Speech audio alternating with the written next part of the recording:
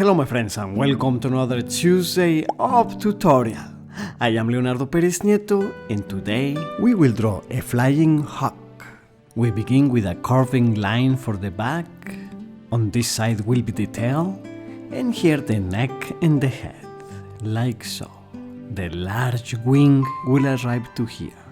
It has long feathers on the tip and a little bit shorter ones on the back. I'm using a Justus 95 fountain pen with brown ink and a smooth paper. Let's draw the characteristic hooked beak and big eye of the hawk. Then the other wing. And we give a tone to some feathers, some are darker than others. The list of materials is in the information below the video. We can effectively create the shading with hatching and cross-hatching. The tips of these feathers are darker. This is a ferruginous hawk, the largest or one of the largest of the hawks. He only lives in North America, that is in Mexico, the US and Canada. It is gorgeous, and although it is not an endangered species, its numbers have seriously decreased, mainly due to the use of pesticides on the crops.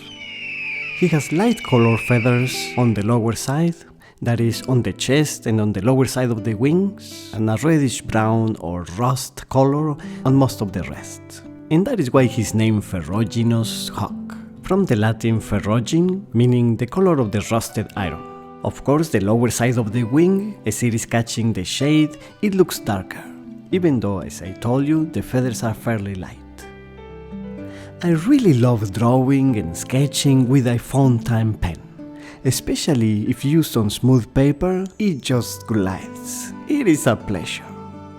I was just reading a study that found that drawing or painting for as little as 30 minutes a day sparks so many brain connections that it actually improves brain activity, such as better memory, better thinking, and a bunch of other things, such as lesser brain aging and therefore less prone to mental illnesses, less stress, and more happiness.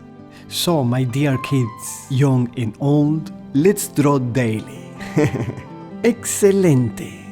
Let's give it the last touches and it's ready. If you enjoyed it, please give it a like, share it to your friends and subscribe to Fine Art Tips. And I will see you on Tuesday.